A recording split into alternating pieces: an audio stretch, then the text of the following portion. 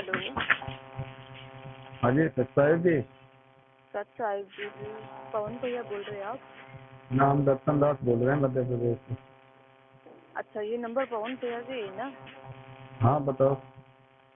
अच्छा, मैं ये पूछ रही थी, जैसे दिवाली आई थी, क्या हम मिठाई खा सकते हैं क्या खरीद के? उसी दिन आपको मिठाई अच्छी लगेगी। हाँ, मिठाई खाने का मन हो उसी दिन चलेगा आपको। तो खा सकते हैं क्या या नहीं खा सकते? नहीं, हम ये कह रहे हैं कि उसी दिन मिठाई अच्छी लगेगी आपको। जैसे आज खा लो तो। मैं कुछ समझ नहीं पा रही हूँ भगत जी। नहीं, हम ये कह रहे हैं बहन जी कि आप कह रहे हैं कि दिवाली के दिन मिठाई खा सकते हैं कि नहीं, तो मिठाई आपको उस दिवाली के दिन ही अच्छी लगेगी। अच्छा, और आज मिठाई यदि खा लो, आपका मन चल रहा है मिठाई खाने का, आज खा लो तो आज आपको अच्छी नहीं लगेगी। हाँ ये बात सही है। हैं? देखो बहन जी, हमने इन चीजों से बिल्कुल मतलब दूर हटना है। गुरुदेव ने कहा है कि हमारे लिए सब दिन एक बराबर हैं, कोई भी त्योहार हमारे लिए कोई महत्व नहीं रखता है। हाँ ठीक है। वो बात है। हाँ और बाकी हम रोज देखो अपना घर में जो भी रोटी सब्जी जो भी कुछ खाते हैं, और आपको खाने का मन है हाँ किसी भी चीज का, चाहे फल फ्रूट खाओ या मिठाई खाओ, तो वो आप आज खा लो आपकी इच्छा है तो। लेकिन हम इन त्योहारों के दिन ही हमारा क्यों मन चलता है उस चीज को खाने के लिए। जी। आपको आपको घर में अच्छा लगता है कि आज हमको खीर खाना है, हलवा खाना है, पकौड़ी खाना है, तो आज खा लो, आपकी इच्छा है, घर में बनाओ कभी। लेकिन जिस दिन त्योहार आता है उस दिन आपकी इच्छा क्यों होती है कि आज खीर बनाओ, आज फलाना त्योहार है। नहीं, जैसे जैसे कि मेरे हस्बैंड है ना, जो सिक्योरिटी गार्ड की नौकरी करते हैं, हाँ, तो वहाँ पे जो मिठाइयाँ तो आप गिफ्ट वगैरह देते ही हैं वहाँ पे। अब ये मना तो कर ही नहीं सकते हैं। भाई वो तो उपदेशी नहीं है ना, भक्ति कर रहे हैं वो, नहीं, तो वो भक्ति मेरे नहीं कर मेरे रहे हैं ना। हस्बैंड मेरे हस्बैंड कर रहे हैं, उन्होंने नाम ले रखा है। तो नाम ले रखा है तो उनको मतलब अभी मतलब इतना ज्ञान नहीं है कि वो काम कर रहे हैं मिठाई की दुकान पे तो गिफ्ट भी लेते हैं नहीं मतलब। नहीं हाँ, नहीं, कहने का मतलब सिक्योरिटी गार्ड की नौकरी करते हैं। तो सिक्योरिटी वहाँ पे गार्ड की जो करते फ्लैट हैं। में, हाँ, हाँ, जो फ्लैट में जो लोग रहते हैं ना, वो चलते फिरते अब मिठाई दे दी उन्होंने। भाई तो आप भगत मेरे है ना आप। हस्बैंड, हाँ आपको अपनी मर्यादा का ध्यान रखना चाहिए। हमने किसी की ये गिफ्ट गिफ्ट नहीं लेना है।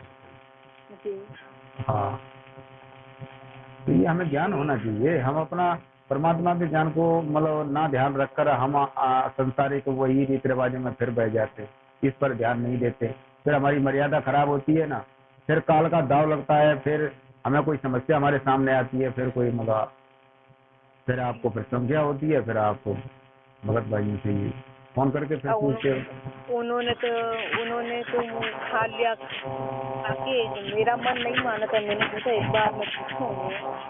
मतलब तो हमने तो दूसरे का किसी का लेना ही नहीं है। आपको कभी कोई इच्छा बनती है कि आज मिठाई खाना, आप बाजार से मंगवा के खा लो, फिर इच्छा है तो कभी खा लो, बस इच्छा पूर्ति हो गई।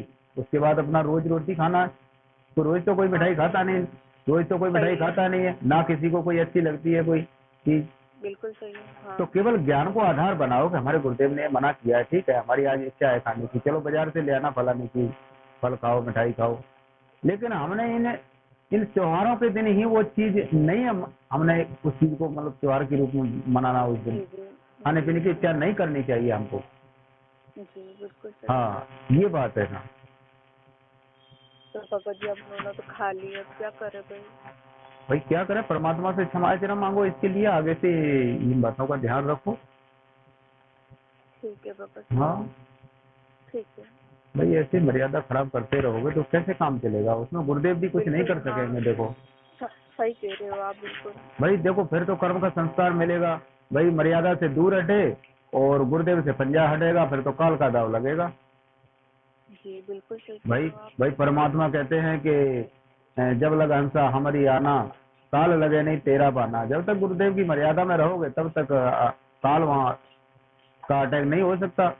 अगर बाहर जाओगे रेखा से तो फिर वही हाल होगा जो सीता जी का हाल हुआ था रेखा पार करने के बाद। जी कि नेट थोड़ी सी रेखा पार करने के बाद सीता जी का क्या हाल हुआ था। ये बात है बहन जी। ये एक और बात बता रहा हूँ, जैसे कि हमें ना यहाँ पे हरियाणा दिल्ली में रहते हैं, हाँ गुड़गांव हरियाणा। तो हमें और हस्बैंड हम दोनों अलग रहते हैं। और हमारा घर है ना राजस्थान उदयपुर है। तो हमें ना अभी कभी कभी वो तो उपदेशी नहीं है, अनुपदेशी है वो। तो हम क्या हमारे घर के अगर जाए एक दिन के लिए तो फिर वहाँ का खाना खाना उचित है किसके यहाँ? हमारे घर पे। तो घर पे क्या मतलब रोज जाते हो? नहीं, हम यहाँ बाहर रहते दिल्ली में। हाँ। हमारा घर है, मम्मी पापा राजस्थान में रहते हैं। तो कभी कभार अगर हम वहाँ पे जाए तो क्या वो तो अनुपदेशी है, तो क्या हम घर का खाना खा सकते हैं? भाई अब देखो, चाहे कोई भी हो, आपके मम्मी पापा हैं चाहे कोई भी हो, ये तो लेन देन के मम्मी पापा हैं यहाँ पे बहन जी। लेकिन हमने यहाँ ये रिश्ते बिल्कुल भी ऐसा नहीं सोचना है, हमने मर्यादा का ध्यान रखना है।